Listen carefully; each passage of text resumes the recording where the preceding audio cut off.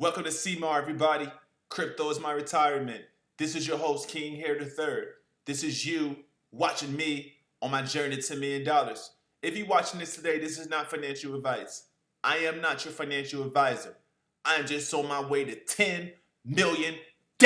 Make sure you guys like, comment, subscribe. Bitcoin, the digital asset of the future, the coin that started everything.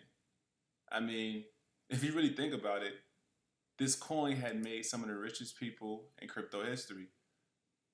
And these are some of the same people that have built the infrastructure for the cryptocurrency world you see today. The Winklevoss twins, Brian Armstrong, he owns Coinbase, Barry Silbert, Michael Saylor, Tim Draper, CZ from Binance, Tesla. These are some of the richest holders, also Jack Dorsey. These are some of the richest holders of Bitcoin, right? So just follow me. The richest holders of Bitcoin. These people own exchanges. These people pretty much run the infrastructure. Also, you cannot forget Roger Ver as well. Roger Ver, he's the guy that created Bitcoin Cash, which was the first fork of actually Bitcoin. So if you look at the screen right here, this is the map of the major Bitcoin forks. You know, in the year 2009, Bitcoin was born. And then they had to go do a hard fork in 2017. 2017 as well, they had to do the SegWit fork, Bitcoin SegWit. But eventually, in 2019, you had these four versions of Bitcoin. You had Bitcoin Cash, Bitcoin SV, Bitcoin, and Bitcoin Gold. And now you have Bitcoin Diamond, and et cetera, et cetera, et cetera. Some of these guys that built some of these top projects, think about it. BNB is the fourth ranked crypto in the world. But it wouldn't be the fourth ranked crypto if it wasn't for Bitcoin. Some of these top blockchains were birthed because Bitcoin created millionaires and potentially billionaires, and them guys built their own blockchain, but they all came from Bitcoin. The guys who made XRP, Chris Larsen. Also Chris Larsen, the guy who created Ripple and made the token XRP. He was an early Bitcoin whale. You know, a lot of these guys own so much Bitcoin that they try to create something that's similar to Bitcoin. So you have all these different protocols. We have Stellar, we have just so many different protocols, right? Now, I'm going to let you listen to this video. To be completely honest with you, I do not believe Bitcoin is just an anonymous piece of currency, anonymous source that no one knows what it is. The news tell you they don't know what it is. They tell you, oh, we don't know who created it. But why would you allow this token to be adopted with ETFs, with currency exchanges all throughout the world? This is adopted currency. Why would you allow currency that you cannot control to be adopted by the masses like this? Also, Craig Wright as well. Don't forget him. He's the guy that's claiming to be Satoshi Nakamoto, which I think it's a complete lie. Now, this video I'm let you see right here, this is a video by metaphysicist Phil Valentine. Phil Valentine had pretty much showed you guys Satoshi Nakamoto is not just a person. It's a group of people. Listen. It's because Bitcoin was actually created by the CIA. And of course, everybody says, that's all conspiracy theory and all that. Well, you got to remember that conspiracy theory was also created by the CIA. So if you're using that, you're using a tool of the CIA. If you tell me that I'm dealing with conspiracy theory, that means you're using a mindfuck tool of the CIA to tell me that I am somehow a conspiracy theory, which is ridiculous. Anyway, this is the guy that they say actually created Bitcoin. The guy looks like a goof. He looks like essentially a nutcase. He looks like, you know, when they ask him, did you do this? Did you do that? This is the face on the right he gives you. but the main reason I'm here is to clear my name that I have nothing to do with Bitcoin, nothing to do with developing. I was just an engineer doing something else. Okay.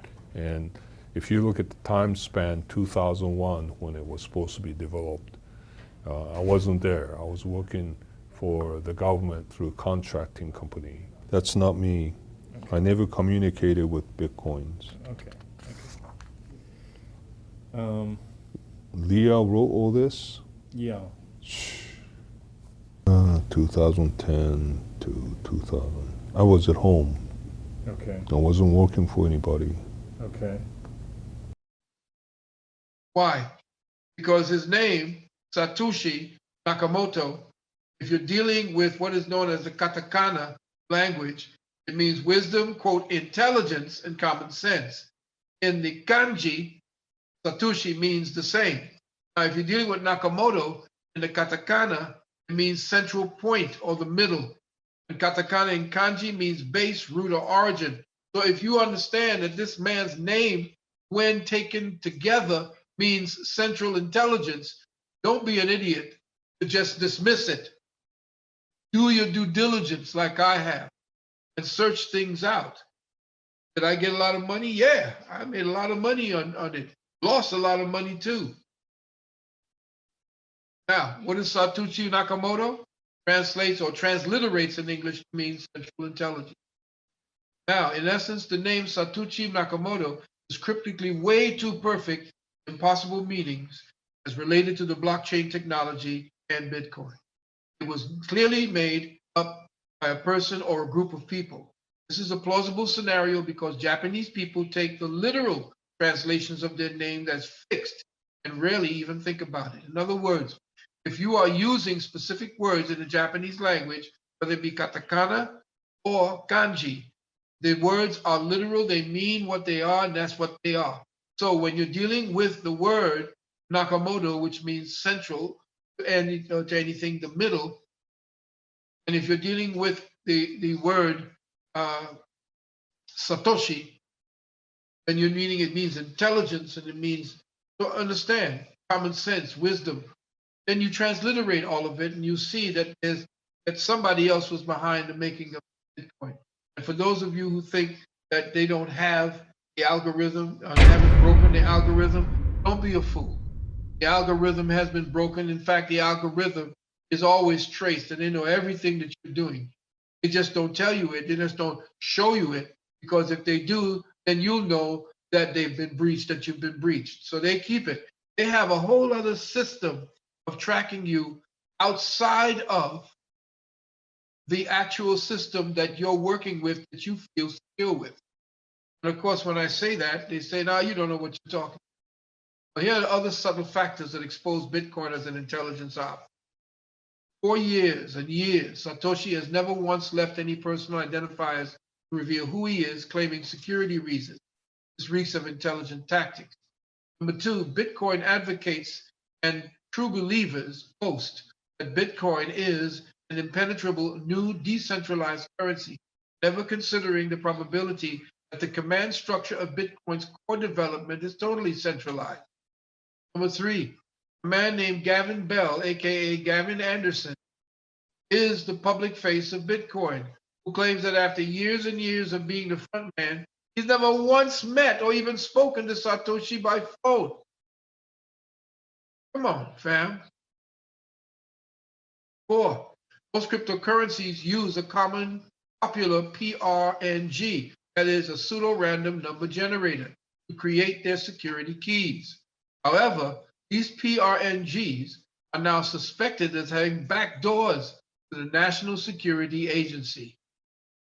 Five, this suspicion came to light when Julian Assange from WikiLeaks revealed that Bitcoin never used the popular crypto PRNG, which revealed that they more than likely had NSA insider knowledge.